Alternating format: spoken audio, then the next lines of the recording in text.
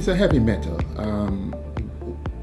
One aspect of mercury is when it interacts with water, you have something that's formed as metal mercury, which is one of the means by which it becomes a hazard when it comes to seafood, particularly for large pelagic fish. When I say large pelagic fish, I'm talking about fish that are migratory. For instance, they would migrate up and down the Atlantic or the Pacific.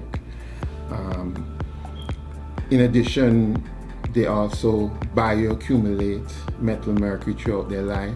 So pelagic fish that actually live a long time, say for instance 20-25 years, they would have a high level of metal mercury, as opposed to other species that are fast growing, as say for instance dolphin fish or mahi-mahi, which is also a pelagic.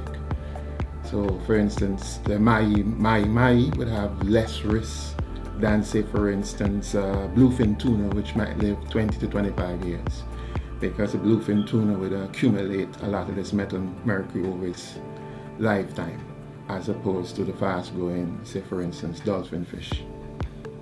Other species that are actually would have high levels of mercury are things such as swordfish. You know, when you have these fishing tournaments, these big swordfish, the marlins, king mackerel, big-eye tuna, those would have high levels of mercury. Mercury is a waste stream. It contributes to environmental degradation. It harms your health, especially women of childbearing ages. So it's very important that we inform our colleagues, the people in the local communities, the governments who procure products containing mercury, our customs officers who allow these things to come into our islands, our women who think by bleaching their skin it makes them look pretty.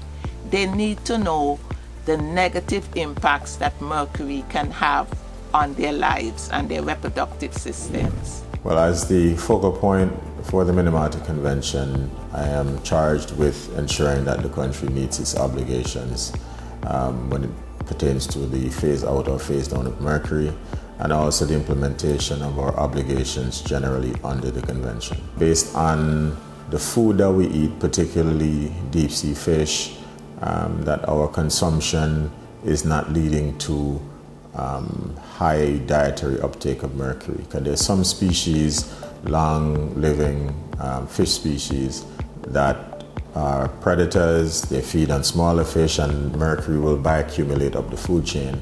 We want to ensure that there is safe dietary uptake.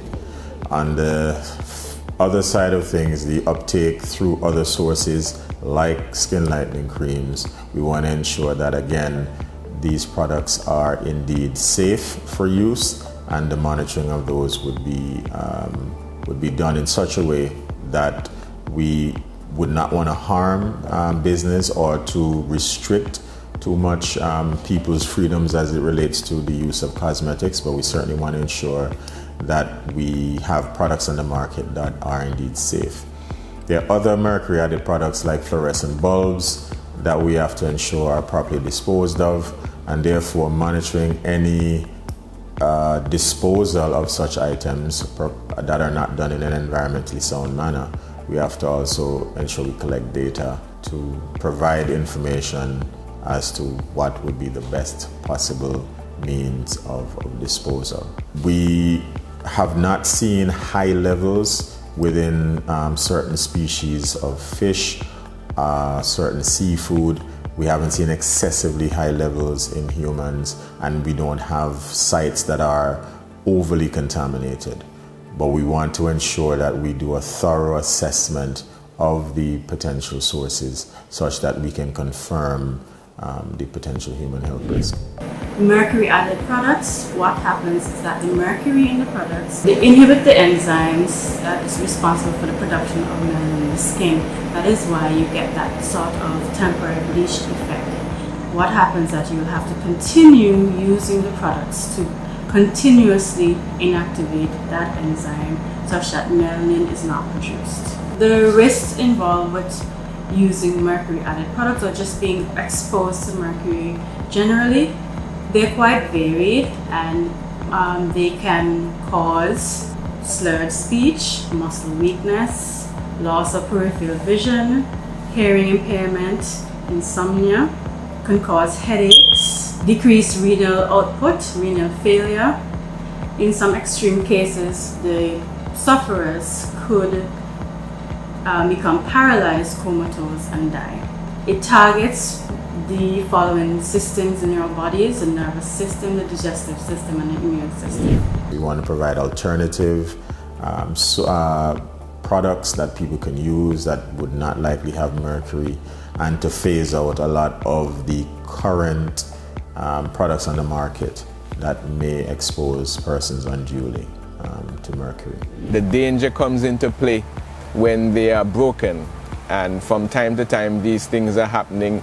They're happening in an enclosed space, and the vapor, the mercury gets into the atmosphere, gets into the environment. It's even more dangerous for children. But once that gets into the air, it's inhaled.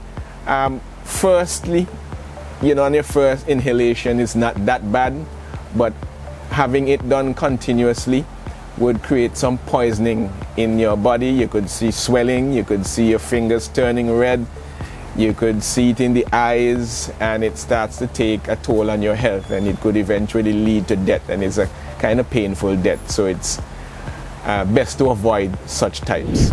We've made a shift in the country for the most part to move to LEDs, which is a good move. So we want to ensure that the fluorescent bulbs that are in circulation are properly disposed of. We have street lights that are mercury containing that have been removed from circulation. That has been undertaken by the APUA, which is an excellent move. And we have to ensure that, again, that is done in an environmentally sound manner.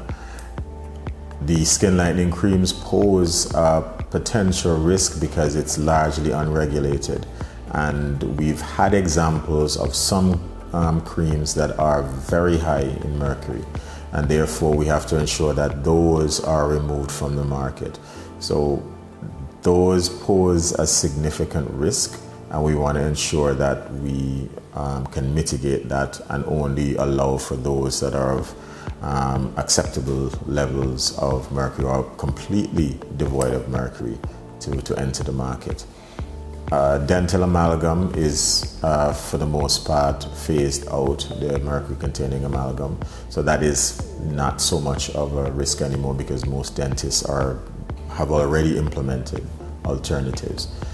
How we treat waste and how we dispose of waste would be the next area of concern, and we have to ensure that we're able to monitor those areas where waste could potentially impact the environment and human health. This project has brought into awareness the invisible pollutants. Oftentimes we would think about waste and pollutants as the old vehicle, derelict vehicle that's entering the landfill. We'll often think about it as the food waste and the construction waste and even the metal scrap and the batteries that are entering the landfill.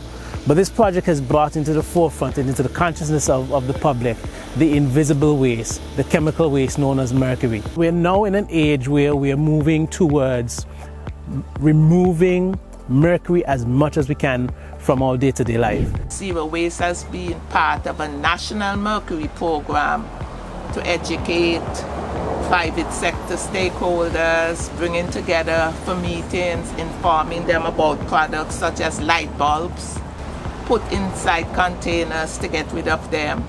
This documentary is evidence-based. It's gonna share what we have done as an NGO on the island of Antigua to phase out the uses of mercury. The support went to dentists who use amalgam in their fillings. It went to wholesalers. It went to electrical stores. The dialogue even went over to Barbuda, where we met with stakeholders, people who were selling bulbs, but they never knew about the harmful impacts of mercury bulbs, into the atmosphere and into our ecosystems that cause, hurt and harm to the environment. The education process has been very important.